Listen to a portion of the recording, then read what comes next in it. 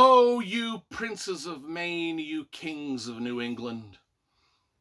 Welcome back to the channel. I am Brian Lee Durfee, author of The Forgetting Moon and The Blackest Heart, both books published by Simon & Schuster's Saga Press. Today I'm going to be reviewing The Cider House Rules by John Irving.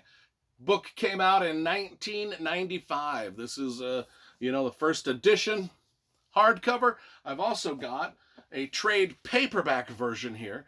So let's review the covers, because we always do that first on this channel, because I love graphic design and cover illustration. So let's give these two a go. Hardcover, paperback, which one do you like more? Okay, the hardcover, we've got a great elegant font with just a simple image of the apple. You're representing the cider house. This one we've got, it's a little more vague. It's doctor's satchel on a wood floor with the Cider House Rules. This is about doctors. It's about cider houses and doctors, depending on which way you want to go with the cover. We got two different versions. I'm going to give my nod to the hardcover. I just like it's more simplistic. Gets at the heart of things a little bit more, so let's talk about it. It's an orphanage in St. Cloud, Maine in the 1920s. Homer Wells, he's a young orphan. He keeps getting adopted out, but the adoptions don't take. And he keeps coming back. For one reason or the other, the people that adopt him are like, they return him the warranty wasn't good on this boy. It's like he had some defaults and they're like, fuck it, let's take him back to the orphanage. So he lives at the orphanage throughout his whole life. And Dr. Lark is the doctor that runs the orphanage. He also runs a secret abortion clinic in the orphanage. The theme of this book is abortion. That's just what it is. And you get hammered over the head with the theme at every turn of the story, which is fine. I appreciate that. We don't just get pro-abortion preach status, and we don't get anti-abortion preach status. We get to see all perspectives, and it's great, and we're going to talk about that and some of my own personal experiences with the subject. So that's the orphanage, and Dr. Lark runs this.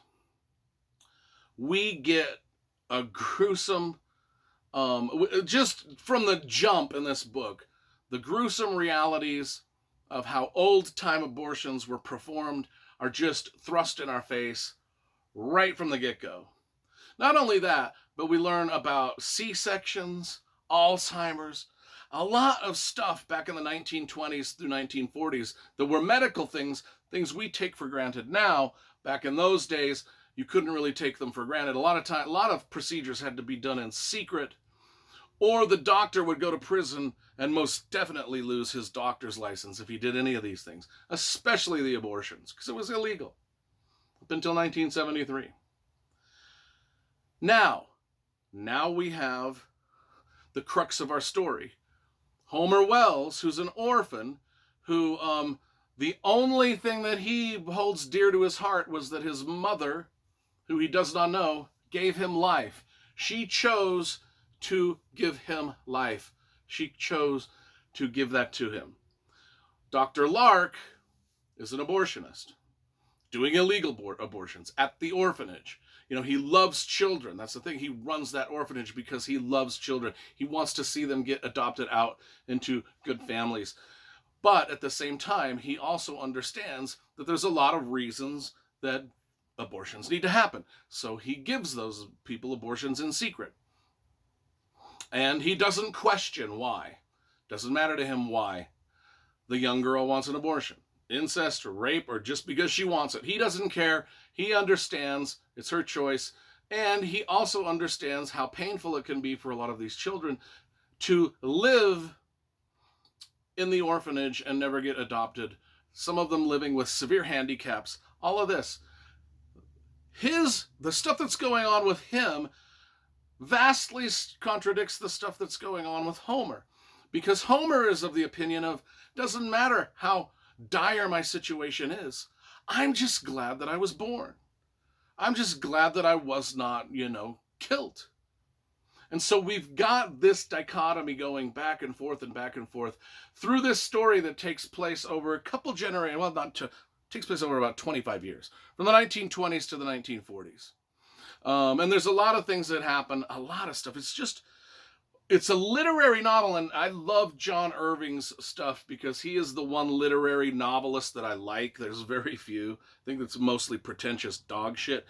But John Irving writes in a way that I love. His writing style actually reminds me a lot of Stephen King. I think they actually have a lot of the same writing prose and mannerisms. The way that they tell a story is very similar, very choppy, very jumping back and forth, very kind of all over the place, very scattered. I absolutely love it because they pull it all together. And there's just some cool things. There's other characters too. There's the other nurses in the adoption. There's the young girl that grows up with Homer in the adoption orphanage. There's things that they do. They put on little plays together with Charles Dickens, off of the Charles Dickens novels. There's one of my favorite quotes is, "Whether I shall turn out to be the hero of my own life."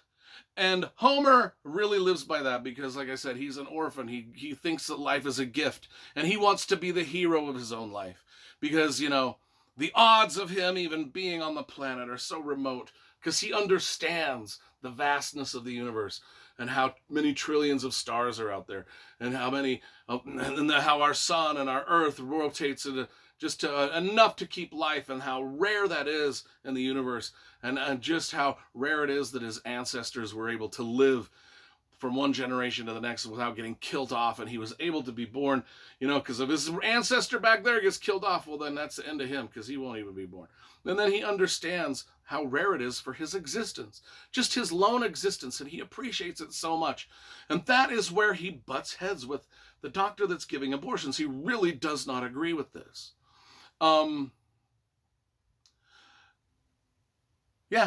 Here's a kid that can't be adopted, living in an orphanage, helping to raise orphans, being mentored as a doctor because Dr. Lark is teaching Homer to be a doctor. He's being mentored by a doctor who's doing illegal abortions. And on top of that, there's a cider house. We haven't even got to the cider house or the Cider House Rules. But the cider house plays it's a big plot point that circles us to the end where maybe one or both of the main characters' ideals are flopped over on their head. Because I think that what Homer brings to Dr. Lark and what Dr. Lark brings to Homer is the crux of the story. It's the whole point of the story. On a topic that's so controversial and two people entrenched so much into their sides, can they still love and adore each other and get along, or will it tear them apart? There's a lot of love triangles in this book. There's love triangles between the Homer when he gets older and a man and wife that he befriends. There's love triangles in the orphanages. There's love triangles. And I think that even the love triangle between Dr. Lark, Homer, and the subject of abortion is a love triangle. I think that they try to navigate this. Not a lot of action. This is more of like I said, it's a literary piece. Maybe you've seen the movie. The movie is vastly different than the book.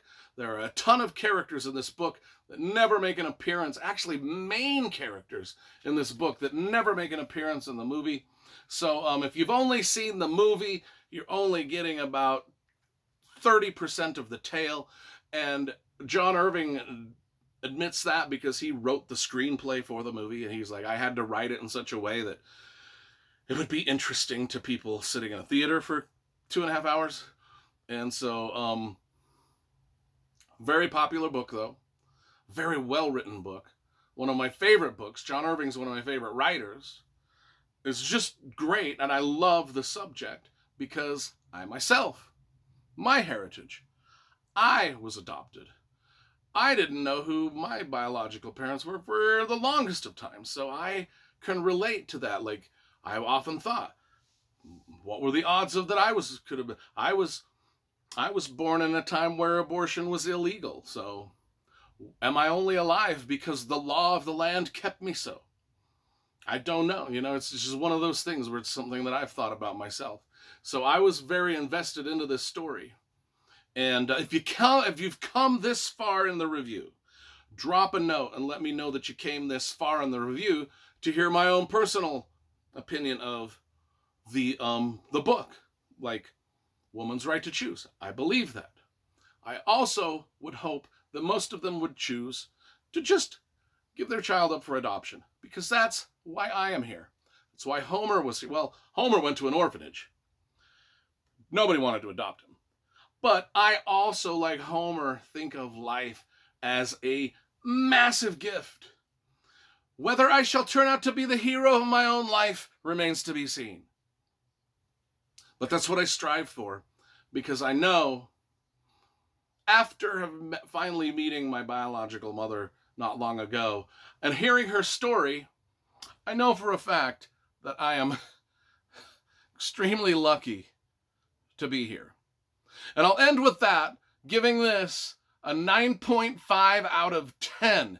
The only reason I'm dropping it by a 0.5 is because there were no gunfights or explosions or stabbings.